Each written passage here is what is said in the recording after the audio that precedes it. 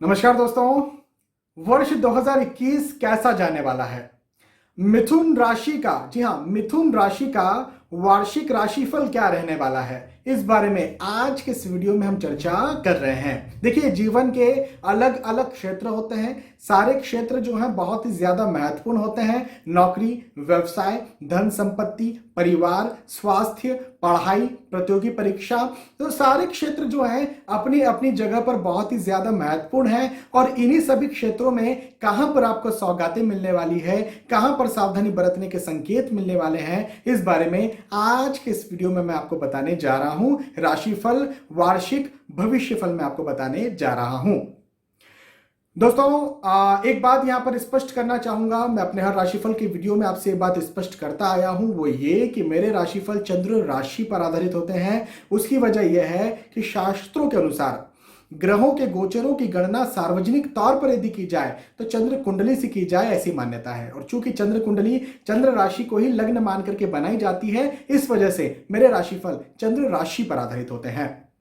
आगे बढ़ते हैं और एक एक क्षेत्र की जानकारी लेते हैं। सबसे पहले मैं धन, संपत्ति, नौकरी, व्यवसाय, इसके बारे में बात करता हूं। देखिए, धन, संपत्ति, नौकरी, व्यवसाय, ये एक दूसरे से कहीं ना कहीं जुड़ा हुआ है। आपको धन कहां से मिलता है, आपकी संपत्ति कहां से निर्मित होती है? दो जगहों से खास तौर पर निर्मित होती है। पहली जगह है आपकी नौकरी, आपका व्यवसाय, आपका प्रोफेशन, ये पहली जगह है। दूसरी जगह ये होती है कि भाई आपको पैतृक संपत्ति कहीं से मिल जाए, वहां से भी आपकी संपत्ति बनती है।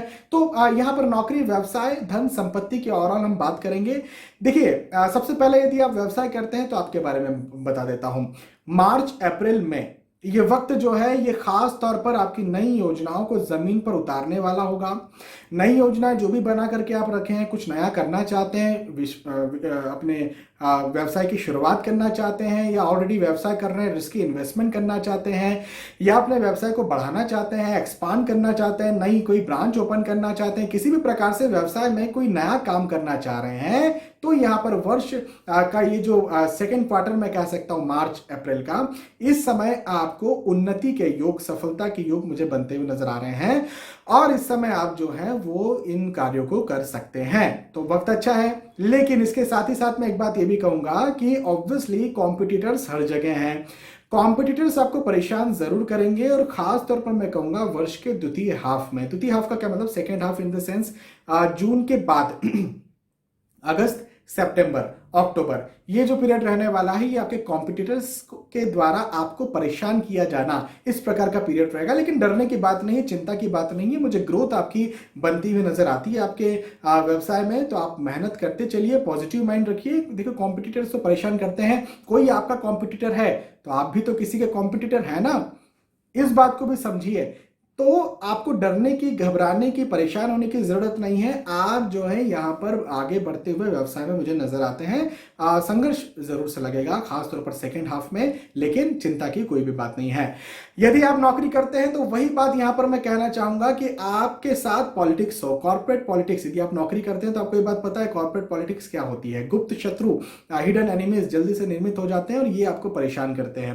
तो इस प्रकार के पॉलिटिक्स से आपका सामना मुझे दिखता है। लेकिन वही बात है जो मार्च अप्रैल की बात मैंने कही, सेकेंड क्वार्टर खासतौर पर वर्ष 2021 का, ये जो वक्त है ये आपको उन्नति दिलवाने वाला, सफलता दिलवाने वाला। यदि कहीं आप स्विच करना चाहते हैं, नौकरी चेंज करना चाहते हैं, तो वो करवाने वाला मुझे नजर आता है। तो आपकी सफलता का, आपकी उन्नति का ये वक्त है। लेकिन वही बात यहां पर मैं कहूंगा कि सेकेंड हाफ जो रहने वाला है, यानी जून के बाद का जो वक्त रहने वाला है, ये आपके गुप्त शत्रुओं को निर्माण करेगा। और चूंकि गुप्त शत्रु निर्माण होंगे तो हो सकता है कि आपके कोलिग्स के साथ कहीं ना कहीं मतभेद हो जाए, आपके बॉस के साथ कहीं ना कहीं मतभेद हो जाए, ऐसी स्थितियां बन सकती है।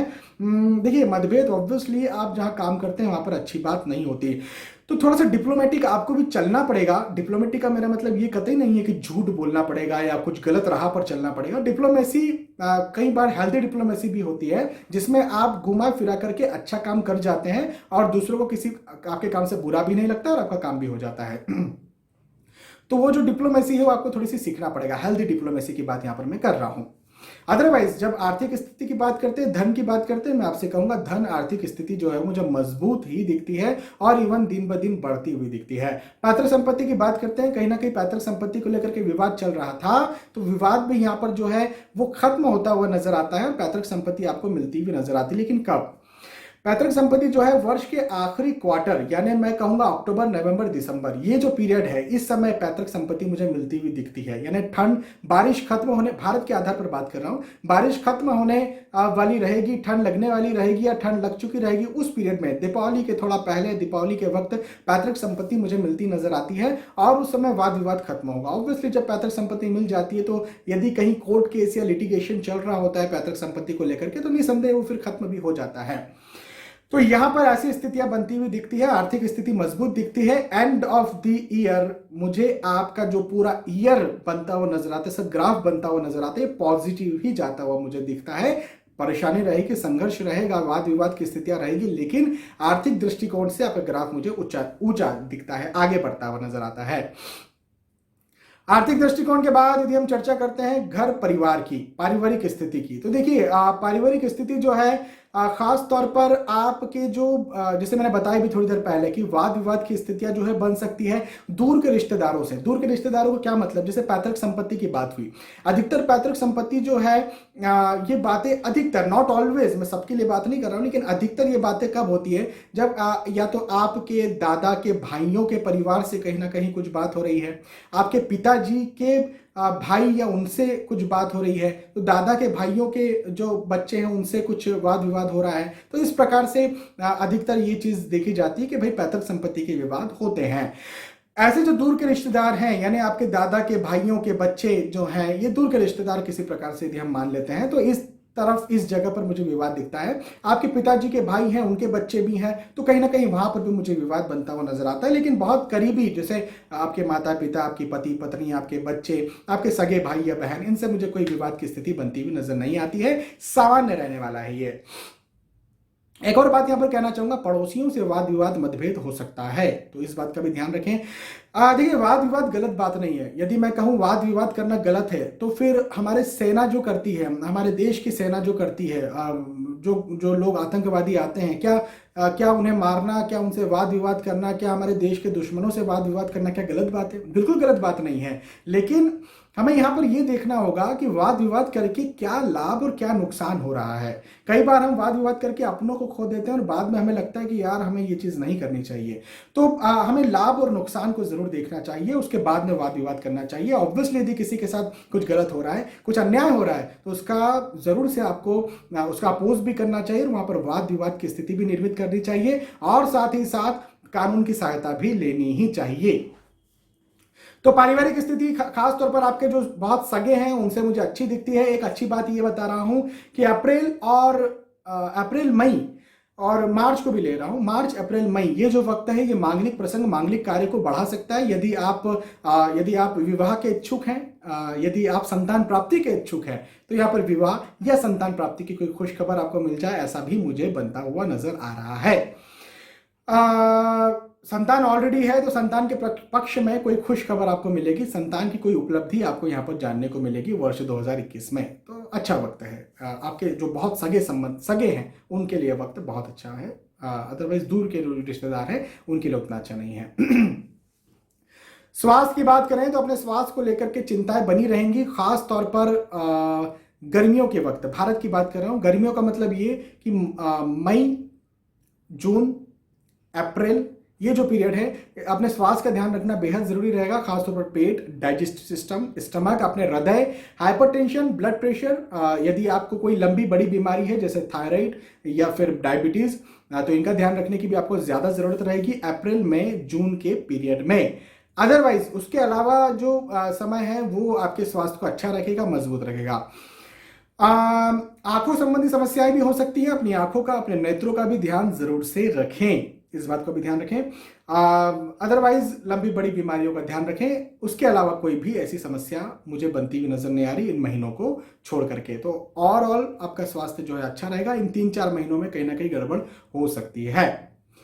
और यदि आप स्टूडेंट हैं, यदि आप परीक्षा दे रहे हैं, किसी प्रकार की परीक्षा दे रहे हो, कॉम्पिटिटिव एग्जाम की तैयारी कर रहे हो, नौकरी को लेकर के परीक्षा देने जा रहे हो, अपनी कॉलेज की, अपने स्कूल की परीक्षा दे रहे हो, किसी भी प्रकार की परीक्षा दे रहे हो, किसी भी प्रकार की पढ़ाई कर रहे हो, यहाँ पर मैं आपके लिए कहूंगा ये वर्ष आपके लिए बहुत अनुकूल है। अनुकूल वर्ष के साथ साथ आप जो भी कार्य करना चाहते हैं, हो सकता है आपका कोई लक्ष्य हो, आप जैसे ऐसे जगह पर हैं कि आपको जो है सब्जेक्ट सिलेक्ट करना है, जैसे आप 10th में, आप 11th 12th में जाने वाले हैं, कोई सब्जेक्ट आपको सिलेक्ट करना है, मैथमेटिक्स लें, साइंस लें, कॉमर्स लें, आर्ट्स लें, तो वहाँ पर भी आपको जो है ठीक है, एक द्वंद्व तो ज़रूर चलता है, लेकिन आपका जो डिसीजन रहेगा वो बिल्कुल सही रहेगा, आपको उपलब्धि ज़रूर मिलेगी। जैसे 12th के बाद जब कॉलेजेस में जाते हैं तो वहाँ पर भी एक द्वंद्व चलता रहता है, ये करें ये ना करें, लेकिन जो भी आपका डिसीजन रहेगा वो सही रहेगा। साथ ही साथ एक बात और ये कहना चाहता हूँ कि यदि कहीं परीक्षा आप नौकरी को लेकर के दे रहे हैं, कॉम्पिटिटिव एग्जाम की तैयारी कर रहे हैं, तो यहाँ पर भी मुझे आपकी उपलब्धि दिखती है, खासतौर पर मार्च, अप्रैल, मई, जून, ये जो पीरियड है। वैसे अधिकतर सरकारी परीक्षाएं इस समय होती है और इसी समय में मुझे आपकी उपलब्धि, आपकी सफलता बनती हुई नजर आ रही है। तो ओवरऑल मेरा क्या कहना है कि परीक्षा के दृष्टिकोण से मुझे ये वक्त अच्छा दिखता है, पॉजिटिव नजर आ रहा है। तो यहाँ पर हमने चर्चा की है जीवन के अलग अलग क्षेत्रों को लेकर के। देखिए, मैं हमेशा कहता हूँ कि 3 चीजें जीवन में बहुत ज्यादा महत्वपूर्ण है। सबसे पहले नंबर पर तो आपका स्वास्थ्य बहुत ज्यादा महत्वपूर्ण है। दूसरे नंबर पर आपका परिवार बहुत ज्यादा महत्वपूर्ण है। और तीसरे नंबर पर आपका पैसा, फाइनेंस कितना महत्वपूर्ण है ये तो हम सब जानते हैं। तो इन तीनों को देखते हुए फिर खासतौर पर यदि आप स्टूडेंट हैं, आपकी परीक्षा, आपकी पढ़ाई, इन सब चीज़ों को जो है मैंने यहाँ पर लिया और इनको लेकर के मैंने आपको वर्ष 2021 का राशिफल एक दिया, भविष्यफल एक दिया और आपके लिए कैसे जाने वाला है वो मैंने बताया। यदि आपको ये वीडियो पसंद आता है तो प्लीज़ इसे लाइक करें, इसे शेयर भी करें ताकि दूसरे भी इस वीडियो का फायदा उठा सके। यदि आप इस वीडियो को यूट्यूब पर देख रहे हैं तो इस चैनल को सब्सक्राइब करें यदि आपने सब्सक्राइब करके नहीं रखा है तो, और यदि आप फेसबुक या इंस्टाग्राम पर देख रहे हैं तो फॉलो, लाइक जरूर कर दें। क्यों करें लाइक और क्यों करें सब्सक्राइब? उसकी वजह यह है कि ये यूट्यूब, फेसबुक, इंस्टा ये आपको तभी मेरे वीडियोस पहुंचाएगा जब आप इनको फॉलो, सब्सक्राइब, लाइक करके रखेंगे। मेरे वीडियोस आप जो है सिर्फ राशिफल के ही ना देखें, राशिफल के वीडियोस तो आपको अवेलेबल होते ही हैं। दैनिक राशिफल आपको ऑब्वियसली दैनिक तौर पर मिलता है, रोजाना मिलता है। मासिक राशिफल भी आपको मिलता रहता है हर महीने, साप्ताहिक राशिफल हर सप्ताह मिलता है, वार्षिक राशिफल जैसा आपको मिल ही रहा है। लेकिन इसके अलावा भी यदि आप ज्योतिष सीखना चाहते हैं, यदि आप खुद की कुंडली खुद पढ़ना सीखना चाहते हैं तो भी आप इस चैनल के साथ, इस पेज के साथ, इस अकाउंट के साथ बने रह सकते हैं।